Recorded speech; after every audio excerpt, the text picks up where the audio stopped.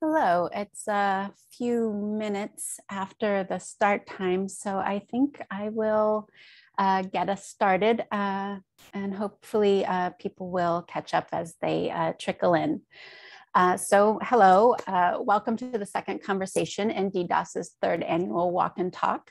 Thank you so much for joining us. I'm Wava Carpenter of Design Miami and Anava Projects, and today I'm pleased to introduce contemporary architecture critic, curator, and author Beatrice Galilee. So I'll say a few words just to give you a little more background on her work before she shares some more information herself. Beyond her renowned and in-demand work on biennales, museum exhibitions, conferences, and publications, Beatrice is also the founder and executive director of The World Around, which is a New York-based platform that champions innovative contemporary architectural and design practices and connects global audiences to sort of work in that arena that sort of has very progressive values and offers really promising ideas for the future. Beatrice's most recent work, published I think less than a year ago by Phaidon, is called Radical Architecture of the Future, available at booksellers everywhere, I'm sure. So please pick up a copy if you haven't already. But in this book, Beatrice spotlights a collection of visionary projects developed by inspiring thinkers in the world of architecture and spatial design. So today, Beatrice will share with us her investigations into the impact and potential of architectural radicalism by juxtaposing projects by outstanding architects, designers, and artists who question and reimagine the future of our built environment. I would like to add that we will be taking questions from the audience towards the end, so feel free to write any questions you have into the chat box. So hello, Beatrice. It's wonderful to meet you. Thank you for your time. And I'm looking forward to you starting off by showing us a little bit about your work. Thanks so much. Thank you for having me and thinking of me for this great project. I hope you're all having a good week together. I'm going to give a rundown a little bit of this recent project as we've introduced. I think that I'm going to try having a slight screen sharing moment. Okay, wait, so does this look good to you guys? Mm-hmm. You can see that? Okay, great. I'm really happy to take questions and have a kind of discussion at the end, as well as kind of running through some of these projects that comprise this recent book that I've been working on. The book is really the culmination of probably 15 years of work from my side as an architecture curator and writer. And just to kind of explain why I had the kind of audacity to write a book called Radical Architecture of the Future, I thought I'd better explain a little bit of my credentials. I was the architecture editor of a magazine called Icon, which is based in London, for just around 3 years. And my actual background is as a trained architect, and I went into architecture curating and architecture writing as, in a way to explore my enthusiasm for the subject, as opposed to my distance from it. I felt like as a designer I would be flawed and not I know that I wasn't as good a designer as all my colleagues, and so I went into writing and publishing as a way of further expressing my sort of my understanding of the importance of the role of architecture and design in our world. And as I went out of writing and into curating, I started to become more like a commissioner. I was working as a biennale curator, which meant I was commissioning sometimes 10, sometimes 15, sometimes 20 young designers, young architects, experimental projects. And rather than writing about kind of finished works, I was in some way the agent that was creating those projects. I worked in Shenzhen in China, in Guangzhou in South Korea, in Milan, in London, in Lisbon. And in all of these projects, my attitude was always trying to find the new and the kind of the cutting edge in some ways, but also just trying to bring visibility to projects that that maybe might have been under investigation in the studio's research lab, or trying to think about how to express some of these more experimental projects. So I had the Wiki House, which was an idea that I commissioned with a studio called Architecture 00. And this was in 2011. And I was interested in the idea of open source architecture.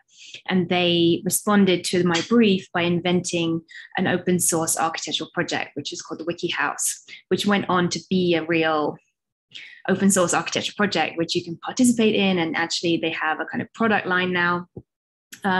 So, sort of 10 years on, most of these projects kind of have a sort of life of their own, like that. In the center of the screen, there is a public garden in Shenzhen in China that was commissioned in 2009 in collaboration with an agricultural college. And that garden still exists now, more than 11 years later. So I think that just to give a sense of my sort of background in working and my sort of what will become clear in my appreciation for finished projects. And the book, even though it's called Radical Architecture of the Future, is really about finished projects, because I do have a real respect and appreciation for how hard it is to deliver a project according to the parameters that you set for yourself. It is extremely challenging, and I really admire designers and architects who are able to fulfill those kind of very ambitious projects. As I went forward in my career, I was the first curator of architecture and design at the Metropolitan Museum of Art in New York. These are two of the major projects that I worked on there with contemporary artists. On the left, Cornelia Parker, a British artist, working on the roof of the Met there, which is one of the most high-profile positions in the city, and she developed a project that was a hybrid of the house from Psycho, Alfred Hitchcock's Psycho house, that was fused with a red barn from upstate New York. And the house itself was fabricated using a dismantled red barn. So every single component part of that house smells like an old barn. So I was responsible for curating and producing this work. And then on the right is a seminal, super important, beautiful piece by the Argentine artist Adrián Villarrojas. And this piece was 16 sculptures that comprised of over 100 items scanned from the institution itself, and then repurposed as sculptures fused with human bodies, with furniture and sculptures that sort of emerged from collisions and connections from the museum's collection, sort of a hybridizing of art history on the roof of the Met. And then as I went through my work as the curator at the Met, I found myself very unsure how to present architecture, and very unsure how to best explain all of the cutting edge, all of the exciting, all of the things and the ideas that were going on in the community around architecture and design. And I organized an annual conference called A Year of Architecture in a Day. And that conference was basically comprised of like a bunch of people just talking about one project that he completed in the last year, whether a book or a building or a site-specific installation or a sculpture.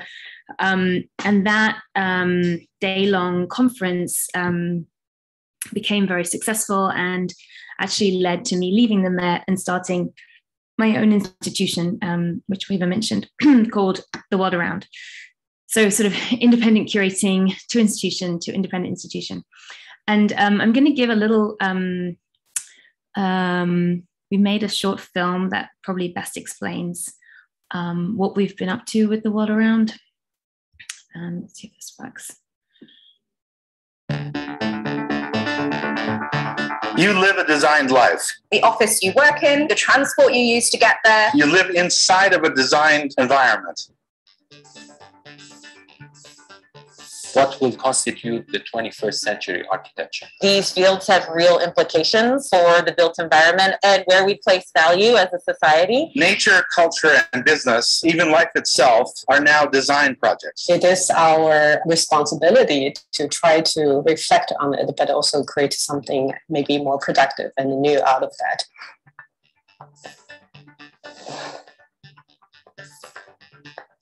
We are in a situation right now which is fundamentally critical. We see the huge challenges that natural systems are facing. The struggle between nature and infrastructure. Why have we followed industry into a paradigm of development so disassociated from nature? How are we as humans constructing the crisis? Landscapes are not neutral. We do need to think about people as we're developing the world around us. Can't have a homogenous design team and not end up making big mistakes. Who knows how to design better for a community? Is it the expert foreign architect or is it the local community? I am learning from the region where I grew up to inform my design and our architecture. Just as we transformed the world in the 1800s, in the 1900s, in the 20th century, at the beginning of the 21st century, here we go again.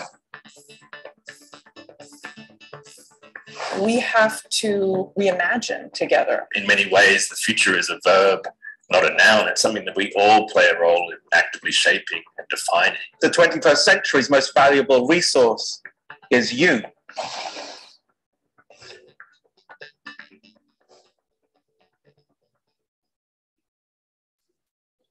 So part of the goals of the world around are represented in the book because they both kind of came to fruition at the same time. The conference and the world around and the book all, I think, summarize my sort of hopes for the future, my belief in contemporary architecture and design as a really rich vein of thought and innovation. And I do believe that designers and architects are leading the way in many, many different and sort of vivid examples of their practice. So I'm going to run through some of the sort of bigger principles of the book. So I think that we all kind of are aware of the problems that we're facing as a society. I don't think there's any question about this. And this, I always really like this quote because you know, what has been called development has led directly to this enormous sort of failure and catastrophe that we're living in. I think that the phrase "never before did so many crucial aspects of life fail simultaneously" was very prescient in 2018, and I think that this is the sort of the generating force behind a lot of the work that I do. Like, how are people solving this? How are we addressing this? How can we make these kind of invisible forces that are shaping our lives, that are that how do we make them visible? And another quote that I like very much is by Caroline Criado Perez, whose book Invisible Women is really wonderful. I don't know if you guys have read it, but I strongly recommend it. And I think that this sort of attitude of like what component parts of our lives are made invisible by design, and how designers and architects are making them visible and thereby helping us better understand our world. So the first question I have when I was working on the book and working with the world around is like, what are the invisible systems that radically shape our world, and how can we better understand our world by looking at them? And so some of these projects, for example, this is James Bridle's Drone Shadow. Perhaps some of you might be familiar with this. It's an art project or a sort of graphic design project that creates full-scale drawings of drones, of the aerial vehicles that carry out airstrikes, specifically by the US in the Middle East. And James Bridle drew kind of painted them into Milan, into Istanbul, into very normal situations for the Western world to try to create some empathy, to try to create visibility for all of these, or the political and sort of often like extra legal systems. And so these types of projects, again, sort of feature into my understanding of the role of design, not just as something that is a product or an item, but something that can draw attention to things, that can create visibility, that can create empathy. And this is another really great project called Anatomy of an AI System, which tries to like literally analyze and create a system that shows all of the processes of an Amazon Alexa, all of the human processes that go into the creation of an Amazon Alexa. And the reason that this is important is because, you know, we are generally speaking under the impression that computers and you know, sort of technical items like cloud and all these infrastructures are somehow neutral, you know, they're somehow helpful, they don't really have an impact. And I think that more and more we're starting to understand the role that technology and extraction plays in making our so-called cloud infrastructure. And this map really details everything from the training manuals to the extraction of minerals, to the training of people in call centers, to the AI resources that go into matching words and items and activating different machines, and just the absolute, the weight, you know, the kind of the iceberg underneath the ice cap. I think that that's really something I'm trying to investigate more and more. How can we use design and architecture to help understand the world that we live in? This is a very important project called Feral Atlas. Again, I really encourage you guys to have a look at that online. Their entire practice is based on lifting up this and sort of lifting up the lid and showing exactly what are these systems that are kind of creating this climate crisis that we're living under. We made a short film with Feral Atlas for the world around, but also you can access through this website an enormous amount of resources related to climate change, papers, videos, documents, research, entire books. It's quite incredible resource, and a sort of, from my perspective, a design project, even though the people involved are anthropologists and not designers. On this sort of continuing on this trend of like invisibility, some of the works in the book are photography, again, like not traditionally regarded as architecture or by any means related to architectural practice. But this is a project called Feedlots by Mishka Henna, which you may be able to detect. Here looks at aerial views of feedlots in Texas. Feedlots are the places where cattle are grown to, cattle are harvested basically for their meat and for their skins. And this is the human, this is the Anthropocene. You know, this is the impact that humans are having on Earth. Like, this is our hamburgers, this is our leather bags, and this is what they look like when they're spread out across the planet. And this is even more kind of alarming when you see that the this sort of bright green ultra neon waste is all of the waste products that comes out of the process of manufacturing meats in certain parts of the US. These are, I don't know if you can imagine the scale of this, but this is one feedlot, and each of these tiny little dots is a cow. So the scale of this is quite extraordinary, and this is the landscape. This is of the US, and all of these types of chemicals all go into trying to create antibiotics and cleaning products and so on and so forth. All of the waste from the what's it called? Anyhow, you know what I mean. I'm not a vegetarian, but I do find this all quite ghastly.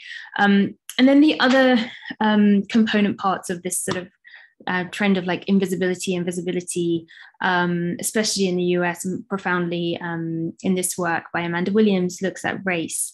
and how do you create visibility for disenfranchised people like African Americans who have been living under segregation, generations of disenfranchisement, of like spatial disenfranchisement through redlining, which determined who, even in up until the 1970s, where Black families could live, if Black families could get loans for their houses, and basically led to, explicitly and directly led to neighborhoods being completely and utterly abandoned.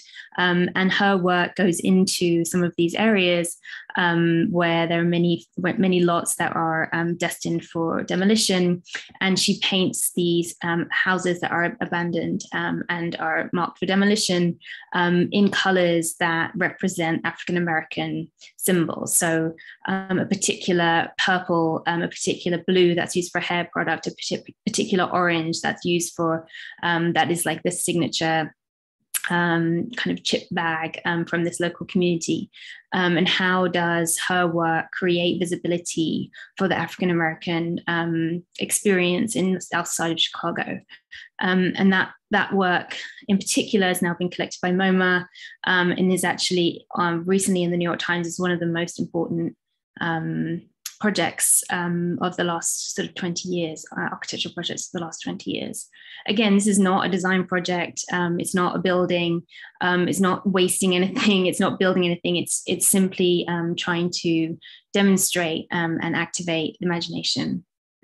And also for that reason, I included in the book contemporary artists, people like Arthur Jaffa and Julie Moretu, whose work is also destined to become part of the canon of helping us understand cities and better understand the role of architecture and space in creating community that is not just a physical community, but we also have, this project is quite a different tone in terms of visibility and invisibility. But basically there's a group in MIT who I was absolutely amazed to find out that they are like working around space, and Space Enabled Lab is talking about, well, there's enough talk about, waste and recycling on planet Earth, but there is an enormous amount of waste in circulating around the planet as satellites. There is an enormous amount of detritus in the atmosphere that will eventually come into focus. And their work is very much in the avant-garde of trying to think about how can we actually co-opt some of those satellites that have been abandoned or have been replaced, and start to use them to for forces of good on the ground. So Space Enabled have basically been able to use satellites to start to investigate growing patterns of growth in areas where governments don't have access to satellites, and they can sort of plan growing patterns of food so that they can better target different areas where they can map and plan and do things that basically governments have been doing for the last 30 years using satellites in Western world, but they've been using them in Benin. They've also got this other quite interesting project, which is that this team at MIT are looking at different kind of biofuels that could be used as paraffin, rockets. So the possibility of using beeswax as a kind of rocket fuel propellant. And they've been able to do some tests around that, but essentially trying to redefine, how can we, if we have to live in an oil-based future, how do we fuel our, space research? And they found a sort of quite a promising line of research in beeswax, which I thought was quite amazing. And then sort of finally on this section, I was very inspired by this work of Cooking Sections, who are a group of artists and architects based in London, who they have a form of practice called climavore, where it basically means that they eat according to what's better for the environment. So they don't regard themselves as herbivores or omnivores, but they're climivores. And this project that they created in the Isle of Skye was it's actually an exhibition at Tate Modern. I don't know if anyone has seen it. I haven't traveled for 18 months, so I'm not super sure like how visible this is as a project, but the work was related to their investigations, again, not strictly architectural, but looking at the amount of pollution in the waters outside of Skye that has been caused by salmon farming. And many of you may know that salmon farming, if you're industrially farming salmon, what you're doing is essentially farming grey, very ill fish. Salmon that is industrially farmed has diseases. Their skin color stays grey. They do not have the nutrients. They do not have the variety in their diet. They have to be given antibiotics, and so the farmers basically dye. They give the fish pellets to dye their flesh, and so they have these Pantone colors that you can select according to your market. You know, does your market like a very dark kind of pink salmon flesh, very light salmon flesh? Do they want it to appear to be natural? Do they want it to appear to be artificial? And all of these processes lead to more and more waste and more disease amongst the salmon. And so when Cooking Sessions went up to Scotland to look at this area, the first thing they said was, we've got to change what's on the menu in this area. So we've got to stop having people eat salmon that has been industrially farmed. And so they directly went into the neighborhood restaurants and started proposing different menus. Would you consider having mussels on the menu? Would you consider having local crabs on the menu? Would you consider having oysters on the menu? And then they basically went out and farmed the oysters.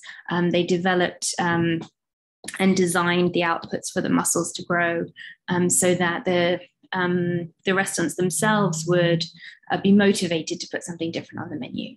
And to me, that is like such a thoughtful and creative design process that offers tangible solutions, that identifies a real, genuine spatial, socio-political problem, and also has this sort of innovative, beautiful installation component to it. So this thing on the right here is actually a dinner table. Here on the bottom hand, you can see them actually eating around it. So there's, again, like this is in the book as a radical architectural project, although none of it's really technically architecture. I think it's a pretty powerful, potent example. I'm going to show a small other film here, because I think one of the other parts of radical architecture that I would like to put forward is, what if we are not only designing for ourselves? What if architects and designers start to consider designing cities for non-human participants of the cities? And so this is a really beautiful, it's a trailer for a video game called Everything by a designer called David O'Reilly. So I'm just going to show a couple of minutes of this film to give you a sense of how the world of game design is in fact quite, I mean, probably you all know this, but like to me, a very fertile and very, very interesting space.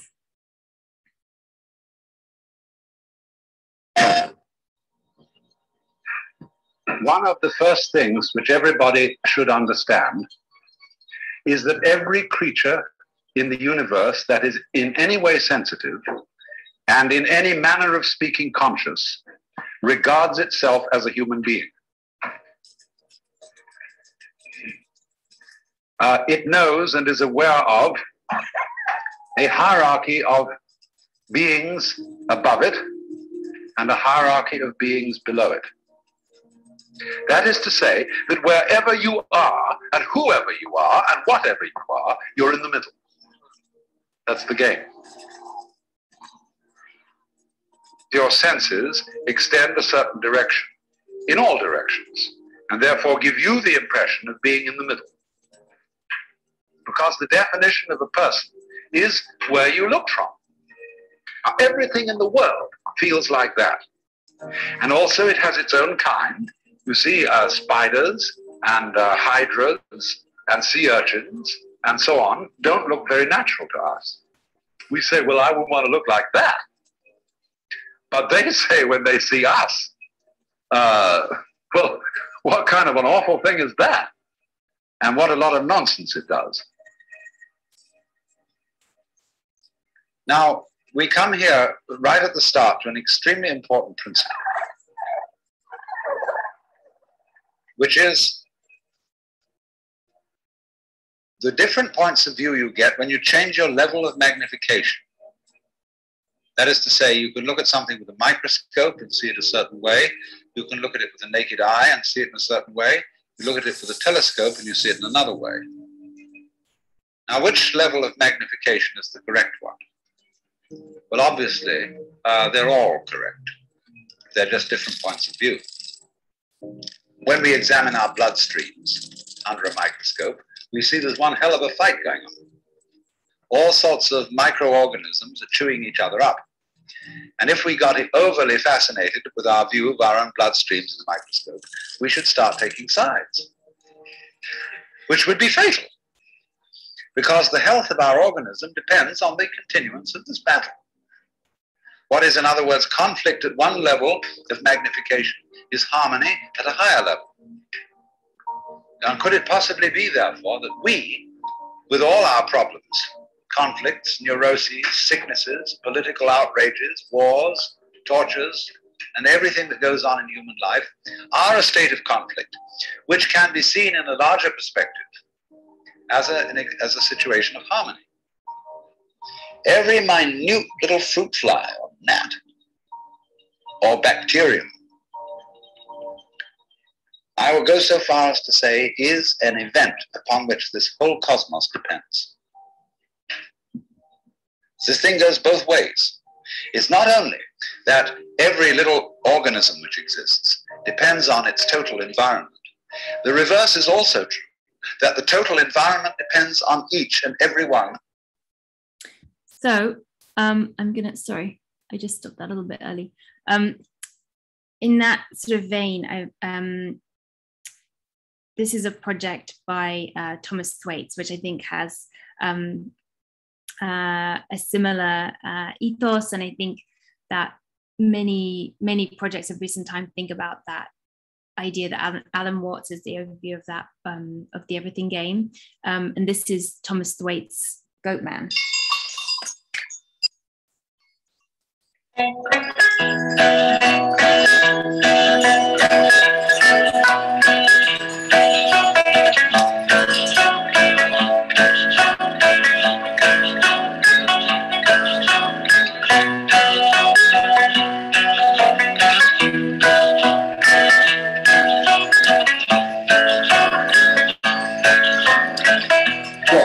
Trying to do is to try kind of get outside of myself and try and experience the world from a completely different perspective.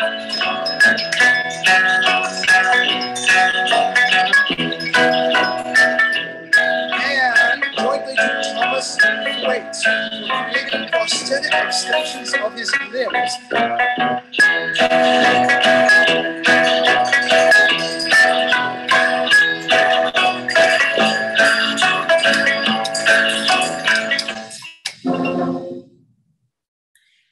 So just to say that I think that many times these types of projects, they do lead, even though they maybe seem like ephemeral, like the idea of a computer game that gives you the experience of going through the world as a gnat or as a stone or as a pebble, they often do lead to this, a different kind of attitude. And I think that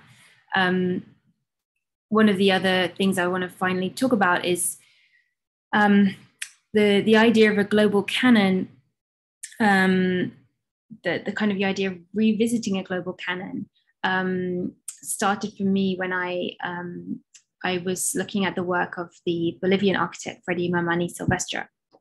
And this is an engineer turned architect in Bolivia, and the buildings that he has created here, you can see them, they are brightly colored, they are kind of sensational in their height, their scale, they're completely different to everything else in the surrounding area. His images and his references for these projects are not related to the Western canon. They do not respond to modernism, they do not respond to Eurocentric model of architecture. They're not a reaction to it, they're not an objection to it, they are just his work responds to the colors and imagery of the native Amara people, who are a historically oppressed indigenous group that make up about 25% of Bolivia's population. And so his architecture is embedded in the visual history of Tiwanaku, which is the ancient imperial capital of the Amara people. And that advocation and advocacy on the behalf of his indigenous community has had this transformative effect on the city of El Alto, where he's from. And so these buildings, however remarkable they look to the Western eye, to Freddie Mamani, to his community, they are a celebration of indigenous life. They are a celebration of the historic symbols, and they are a revisiting of a life that had essentially been suppressed by colonialism, and now he's trying to reclaim it through his own work and practice in El Alto. And I think, to me, that's the kind of fundamental principles of a new canon of architecture, is that as somebody who comes and grew up with a Eurocentric perspective of architecture, that trying to go back to that experience of, one cannot talk about architecture as a we experience. We do not see architecture in the same way. We do not all experience the same levels of comfort in the world or discomfort in the world. And I think that understanding the kind of excitement and vibrancy of indigenizing spaces and kind of inviting people who have been historically suppressed into the world of architecture and design, and creating space for them is what we try to do with The World Around. It's what I try to do with the book. And I do think that there has to be a space for a new global canon that doesn't involve a reaction to, but is instead just like a new space for. And that's definitely at least what I will try to continue doing in my work. I know I'm finishing a little early, but I would love to have time for conversations. And thanks again so much for inviting me to speak today. Thank you so much. There was so much to respond to. I know I have a lot of questions, but maybe I will start with one. And again, I see there's one question in the chat. Anyone else who has a question, please share, because there's so much to talk about here. I guess maybe just to tie it to the theme of the program that we're in, this walk and talk, I wonder if you could just sort of kind of set the tone of what symbiotic habitats as a phrase means to you, especially as, the idea of post-human is not just about flattening the hierarchies between humans and, the natural world or the various creatures, big and small, but also between humans, that, the hierarchies of, as you were saying in the canon, Europeans have kind of set the tone for so many things, and with the hierarchy, unfortunately, making a lot of other people suffer. So how do you think about that in your work? I think that it's definitely, as a curator, and sort of organizer of these type of events, I definitely think about the reciprocity, space for reciprocity. How can as a writer or as a curator, how can my role not be extractive, not just putting somebody else forward to make myself look interesting, but how can that exchange be something that has some value also for the person I'm working with, and what can I bring them, who can I introduce them to, what could be a valuable resource for them that I have connections to, or, trying to always be conscientious about those relationships, because often, when even when I was working with Freddie, he didn't really take any particular interest in the idea of like, oh, we could get an interview in the New York Times. It wasn't particularly interesting or important to him. There wasn't like a value system that was of interest to him. And so I think that, again, just like always trying to kind of figure that out right from the outset. Yeah. What is that relationship, and how do you make sure that you are respecting those things and trying not to be disrespectful, so I think that's always the thing you kind of have to try and be aware of. Of course. Okay, well, one of the questions that we have so far is, it says, researching for your remarkable book, to what extent did you find that decidedly radical architecture today has moved beyond the construction of traditional buildings and bricks and mortar or concrete to the notion of a more fluid, inclusive, and sustainable coexistence of non-humans and human agents? I think that to a great extent, I guess, is the answer. I think that I definitely have been working on this for many years myself. When I'm doing exhibitions, and even writing for Icon, we were always very interested in the types of practitioners that were not building. And I think that more and more the kind of non-building architects, even as I teach, I think that many of the students I'm working with, they do see this, the hypocrisy of architects talking about sustainability and also building. It doesn't really add up, and so I think that people like Laxton Vassal, who just won the Pritzker Prize, whose entire work and ethos is like, how can we build? How can we not build? If we have a task, how can we use the minimum possible materials to transform this project? And I think that is, I'm not saying it's a majority, it's certainly not a majority, but it's definitely a sort of bubbling up, of like what architects can do with their training to change spaces without wasting materials, without being, without sort of contributing to the climate crisis. Do you think that, well, I guess I'm asking, like, how mainstream then is it to be kind of driven by these ethics, these values, in a way that's almost more programmatic than building and trying to engage a community a little bit, as we used to call it, community, socially engaged art, sort of moving into other fields in a sense. How representative do you feel that is becoming at this point in architecture writ large, I guess? I think that one of the things I remember talking to Fiden about was like, this may not be radical soon. My hope almost is that the idea that all of this type of practice would maybe in 10 years not be radical at all, and that the book itself will be totally redundant, because it's like, oh, well, how come this is radical? This is super obvious. Like, yes, I think that in a way is like a kind of a goal, that it just becomes gradually more and more mainstream and less unusual to have these conversations. And I think that is, it's just kind of an educational project. And I think it's also a little bit about architecture as a discipline, maybe finding a way to separate itself from development and from the sort of capitalist models of development. That is a very different project.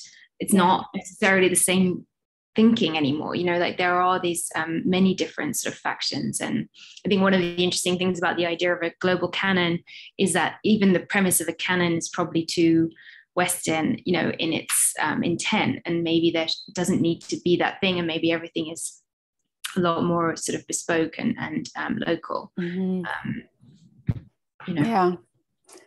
Well, it sort of plays in, what you just said plays into another question here, about how much hope you have that this sort of, I guess, shift will happen. I mean, you said that's the goal, but I guess there's also a question like, how hopeful are you? And in particular, like for a new architectural language to help us as humans learn to coexist respectfully with nature, and I might add with each other as well. Yeah, I know. I do think that people often treat their pets better than they treat their fellow humans. I do think that I do have a lot of hope. I think that there is certainly way more visibility for this type of practice. I think that there, especially with the younger generation, when I'm teaching, there is just a huge amount of interest in this type of work, and far less than in details of, when I was a student, we just didn't know about really. I mean, it was kind of interesting, but there wasn't really a force that kind of gave space to this. And I think, recently at MoMA, there is a curator just hired to run an Institute of Environmental Architecture. The world around is opening, more and more people are interested in our program. And I think that there is just more and more space going to be given to types of designs that are non-conventional, and that gives space for people in Kenya, people in Johannesburg, people who have better ideas, who are coming up with things that are appropriate and need a bigger audience. So yeah, I am hopeful. I am. Okay, good. I mean, you got to have hope, right? Or else what are we doing? Totally. So this also plays into the next question that comes up about this. It says, to what extent is the shift in design and architectural approaches a global phenomenon? And maybe to add on that, are there certain places that you feel are really leading the charge just by chance, South America, China, there's a lot of different things happening all over the world. What's sort of leading the charge and where?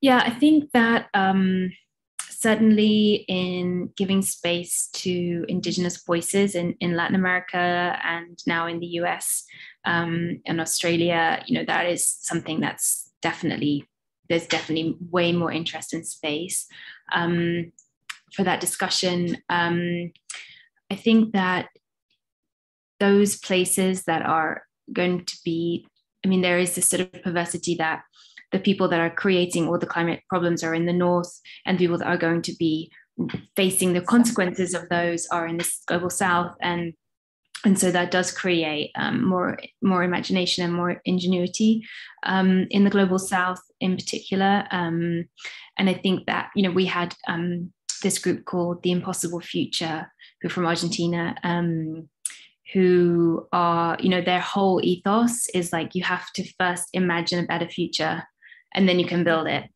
And I think that that message was was quite impactful. I remember at the conference and people feeling yes, actually, we do need to imagine a better future. And I think that positivity and imagination does come from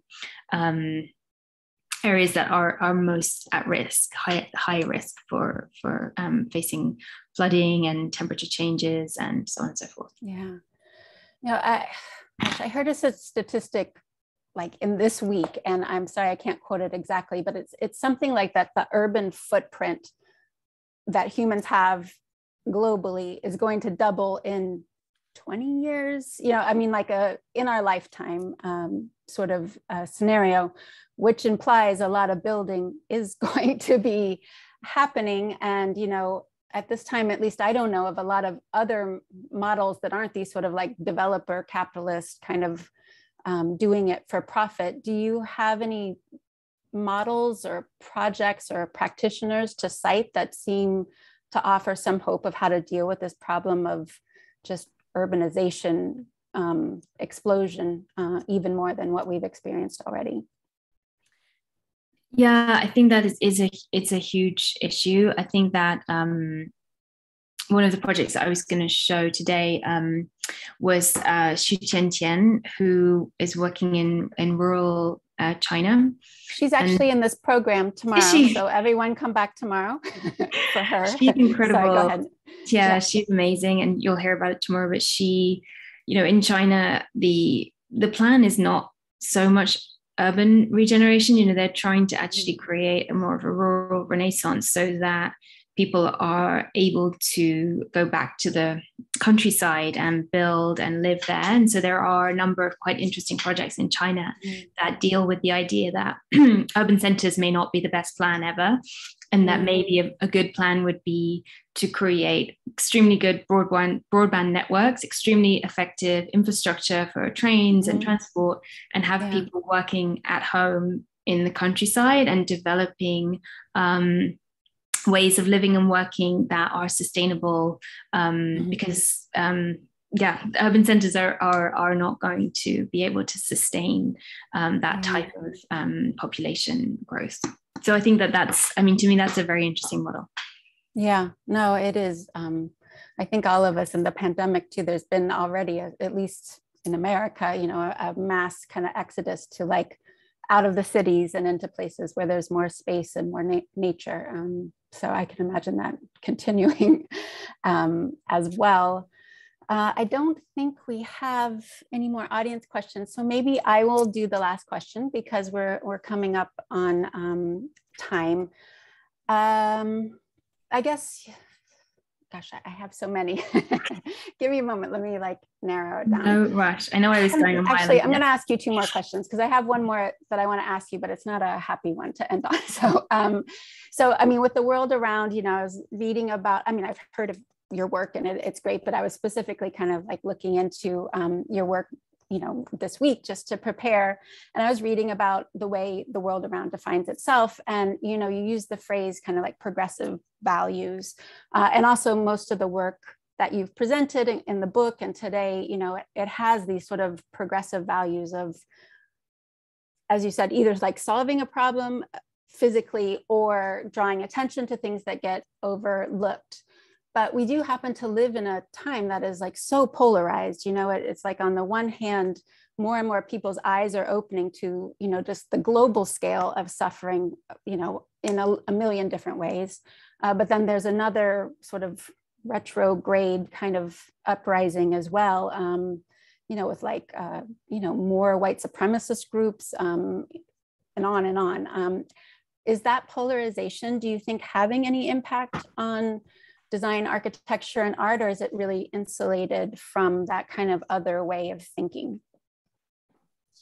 Yeah, that's a great question. And I think something that is maybe a danger, you know, a sort of vulnerable point, you know, for so-called progressive thinkers is that, you know, you do build a bubble where, you know, it's not viable to hold another viewpoint. Like, I mean, for example, right now the polarization is so intense in the US around vaccines, around mask wearing, and you know, it's got to the point where it's almost like if you disagree with wearing a mask, you are Satan. You know, it's so polarized. I don't know how it is in Europe, and I think that we're in such, as a species, like in such danger of this othering.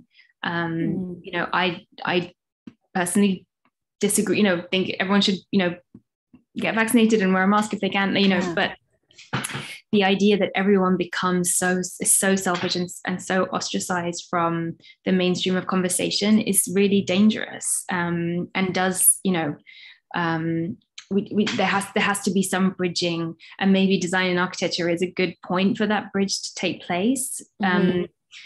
But it definitely it's definitely a real point of concern, because it's almost like there's no listening at all. You know, it's just it's absolute like white noise. Somebody who has a different opinion is you know, it's like some other species.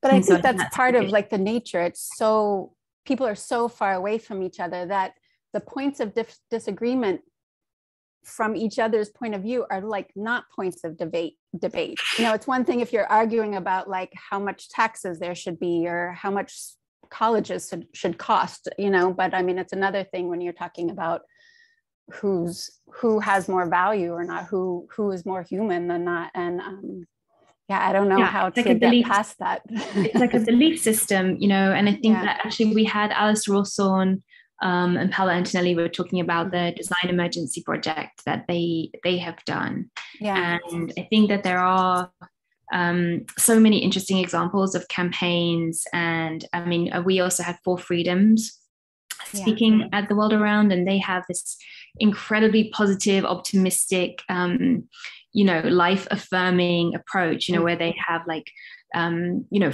there's like kind of food trucks, and, you know, like they want to get the vote out, and they want to get, you know, and they create these like capes and colorful things and like stickers and badges and dances. And, you know, there are examples of ways that community building can happen through design and through events. And, you know, so I do sort of think there is a role for design and architecture. You have to keep your eyes, you know, want that change. Yeah. You know, like sometimes I think that people don't really want to get on with other people.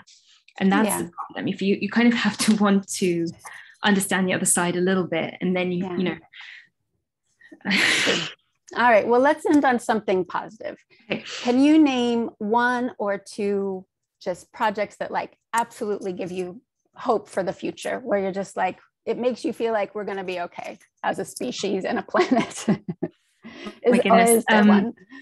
Yeah, you know, I really have to say I kind of love the Space Enabled. Like that project is quite. I do honestly think that what they're doing is kind of amazing, and sort of going, just the idea of just like looking into space, looking at satellites, trying to address things that people are not addressing. Like I love that. I love that so much. I think that they're really doing incredible work, and I think that having that sort of open-mindedness about like how can we reuse things like, you know, defunct satellites, how can we rethink paraffin fuels, you know, how could, you know, all of those types of that type of work, I really think it's amazing. And I think also 4 Freedoms and the Wide Awakes is a really life affirming, really brilliant project. I know those are both in the US.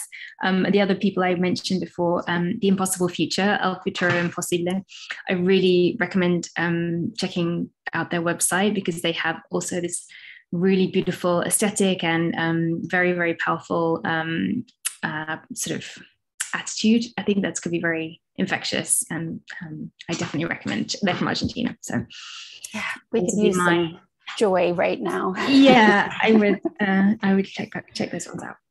All right. Well, I guess we've come to the end of the time. So thank you so much, Beatrice. It's been such a joy to talk to you and hear your thoughts on all of these really wonderful projects. And thank you to everyone who turned in. I would just like to end with a plug for tomorrow. As mentioned before, the dieDAS's Walk and Talk program will continue tomorrow with 3 more conversations starting at 5 p.m. Central Europe time. As we mentioned before, Zhu Tianqian will be talking, followed by Professor Moreau, and designer Fernando La Paz will be the 3 talks tomorrow. So anyway, thank you again. It's been a pleasure, and I hope to see you tomorrow. Thanks so much for inviting me. Thank you. Bye. Thank you. Bye.